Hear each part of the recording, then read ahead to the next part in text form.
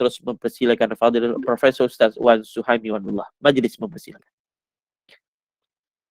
Bismillahirrahmanirrahim. Alhamdulillah rabbil alamin wassalatu wassalamu ala asyrafil anbiya wal mursalin wa ala alihi wa sahbihi ajma'in. Rabbi shrah li sadri wa yassir li amri wahlul 'uqdatam min lisani yafqahu qawli wasaddid lisani wahdi qalbi bihaqqi sayyidina Muhammadin sallallahu alaihi wasallam.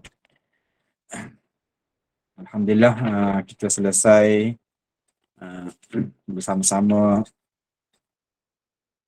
dalam majlis zikir, dan dalam sesi yang lepas kita dah selesai juga membaca bahagian pertama daripada pembentangan ataupun huraian Imam Ghazali tentang kelebihan istighfar, di mana beliau mengutip Al-Quran dan hadis berkaitan dengan kelebihan berzikir istighfar. Dan kita dah lihat betapa besarnya istighfar, besarnya fadilah istighfar, besarnya kelebihan istighfar. Dan amat rugi kalau kita tak cuba mengamalkannya walaupun dalam keadaan apa sekalipun, kan, sebanyak yang mungkin, sekadar yang termampu. Hari ini insyaAllah kita akan teruskan dengan bahagian yang kedua, di mana Imam Ghazali mengutip kata-kata para sahabat, para tabi'in, iaitu asar, kan. Asar berkaitan dengan kelebihan istighfar. Antaranya apa yang disebut oleh apa yang diriwayatkan daripada Khalid ibn Ma'dan. Dia berkata qala Allah azza wa jalla, dia meriwayatkan hadis kursi, inna ahabba ibadi ilayya al-mutahabuna bihubbi wal muta'alliqatu qulubuhum bil masajid wal mustaghfiruna bil ashab. Ulaika alladhina idza aradtu ahlal ardi bi'uqubatin dzakartuhum fataraktuhum wa saraftu al-uqubata anhum. Ini mungkin kita biasa dengar juga cerita-cerita ataupun kenyataan yang sebegini, kan.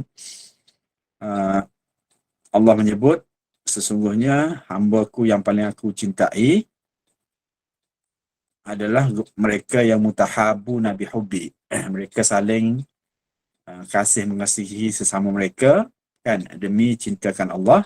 So mereka berbaik-baik, mereka berkasih sayang sama mereka kerana Allah, bukan kerana perkara lain. Itu satu golongan. Golongan yang kedua, al-muta'alliqatu biqulubuhum bil masajid. Golongan yang hati mereka terikat dengan masjid, kan, tak pernah putus, tak pernah lekang daripada masjid, sentiasa ingin ke masjid. So itu satu golongan yang kedua. Dan golongan yang ketiga, al-mustaghfiruna bil ashab. Golongan yang sentiasa beristighfar di waktu sepertiga akhir malam, kan, waktu sahur. So tiga golongan ini Allah kata ulaika alladzina idza aradtu ahlal ardi bi'uqubatin dzakartuhum. Allah kata bila aku ingin menurunkan azab kepada penduduk dunia ni, aku ingatkan mereka. Aku ingat ada tiga golongan ini yang berkasih sayang sesama mereka demi Allah, demi aku. Hati mereka terikat dengan masjid, dan mereka golongan yang sentiasa beristighfar pada waktu sahur, waktu akhir malam. Bila dia teringat golongan ini, fataraktuhum wa saraftu al-uqubata anhum. Maka aku tinggal, tak jadi diturunkan azab itu, kan. Jadi golongan ini penting. Dan semoga bila kita beristighfar, kita juga menjadi golongan ini yang mana dengan sebab tiga golongan ini, azab Allah itu ditangguhkan, kan. Dan bayangkan kalau umat Islam ataupun dunia ini dah tiada golongan macam ni, kan. Itu yang kita nampak antara kesan-kesan yang berlaku dalam masyarakat. Apabila masyarakat mula tinggalkan semua ini, kita nampak bala dan azab itu banyak dan terus menerus, kan, berlaku. Wa qala Qatadah rahimahullah, Al-Quran yadullukum ala da'ikum wa dawaikum. Al-Quran itu menunjukkan kepada kamu penyakit dan ubatnya. Penyakit kamu dan ubat kamu. Penyakit kamu dan ubat bagi penyakit kamu. Amma da'ukum, manakala penyakitnya, fadzunub, maka ia adalah dosa. Wa amma dawa'ukum falistighfar. Maka manakala ubatnya adalah istighfar. So, dalam Quran dua perkara ini dinyatakan, kan? Bagi manusia ni ada penyakit dan ada ubatnya. Penyakit kita adalah pelbagai jenis dosa yang kita lakukan, kecil ke besar ke, sedar ke tak sedar ke, kan, zahir ke batin ke, itu adalah penyakit-penyakit yang menimpa umat Islam, menimpa manusia. Dan dengan sebab itu kita lihat pelbagai masalah dalam masyarakat, masalah dalam diri, masalah dalam kehidupan dan sebagainya. So, ubat bagi penyakit tu adalah istighfar. So, insyaAllah dengan istighfar, segala dosa-dosa kita dapat dihapuskan. Maka kesan daripada penghapusan dosa, kesan daripada pengampunan dosa itu, insyaAllah kehidupan kita sama ada pada tahap individu ataupun masyarakat akan lebih baik, insyaAllah. Wa qala Ali wa karramallahu wajhah, Sayyidina Ali menyebut al-ajabu mimman yahliku wa ma'ahu an-najah.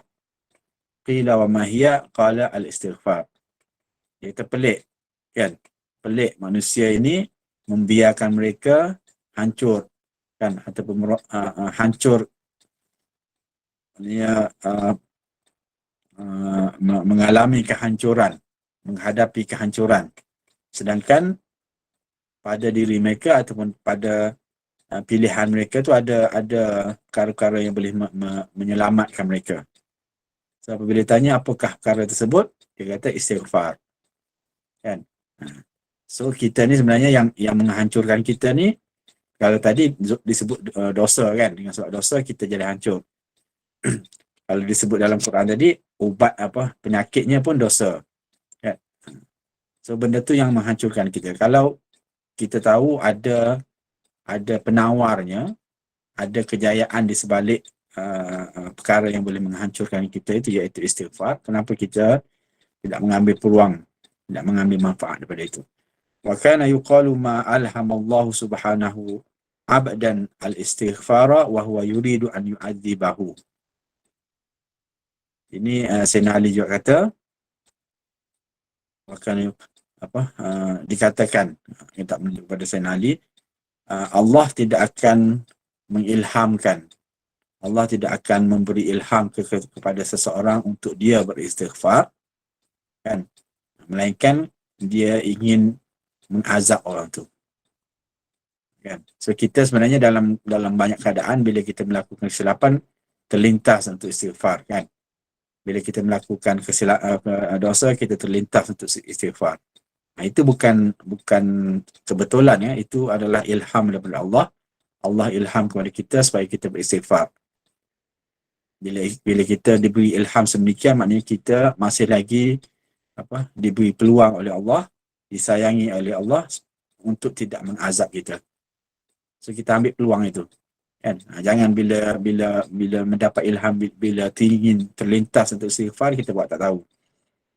Itu bukan semua orang dapat peluang itu. Ada sahaja orang yang buat dosa, Allah tak ilhamkan kepada dia untuk istighfar pun. Qala ba'dul ulama al-'abdu baina dzambin wa ni'matin la yaslihuhuma illa alhamdu wal istighfar. Hamba ini dua, kan. Sepanjang kehidupan hamba itu dia ada dua benda ni je. Sama ada dosa ataupun nikmat. Dosa ataupun nikmat. Kalau kita perhatikan, semua yang kita hadapi dalam kehidupan kita boleh dikategorikan kepada dua perkara ni.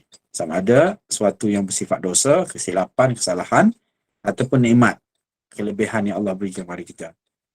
Jadi bila itu keadaannya, dua benda sahaja yang sesuai untuk kita usahakan, iaitu kalau kita terlibat dengan dosa, kita istighfar. Kalau kita mendapat nikmat, kita bersyukur, kan. Jadi kalau orang dapat nikmat tak bersyukur, orang buat dosa tak beristighfar, memang dia terdedah kepada kerugian di situ, kan. Kemudian qala al-Fudail rahimahullah, al-istighfaru bila iqla'i taubatul kadzabin. Ini pun bentuk ataupun sifat istighfar yang sebenar. Bila kita beristighfar, kita memohon keampunan kepada Allah SWT itu, dia ada tuntutan dia ada syarat dia. Syaratnya adalah iqla'. Maknanya kita hendaklah menghentikan apa yang kita lakukan tu. Kalau kita melakukan kesilapan tertentu, bila kita beristighfar, kita hentikan perbuatan itu, jangan kita ulangi lagi, kan? So kalau istighfar tapi terus-menerus masih melakukan kesilapan itu, Fudail sifatkan dia sebagai taubatul kadzabin, sebagai taubat orang yang menipu. Istighfar tapi masih lagi lakukan, kan? So ini sebahagian daripada mujahadah yang kita perlu lakukan. Kita istighfar dan cuba usahakan supaya kita tidak mengulangi apa yang kita kesilapan yang kita lakukan. Kemudian yang terakhir saya nak baca hari ini, qalat Raba'at Adawiyah rahimahullah, istighfaruna yahtaju ila istighfarin kathir. Dia kata istighfar kita ni banyak, masih memerlukan istighfar yang banyak lagi. Sebab istighfar kita tu tak sempurna, maka kita hendaklah beristighfar lagi di atas istighfar yang tidak sempurna yang kita ungkapkan itu, kan? Tapi kita kena teruskan sehinggalah kita mencapai suatu istighfar yang sempurna, yang insya-Allah akan memberi kesan kebaikan sebagaimana yang kita baca dalam Al-Quran dan hadis yang disebut oleh Imam Ghazali di bahagian pertama bab ini. Bismillahirrahmanirrahim. Alhamdulillahirabbil alamin wassalatu wassalamu ala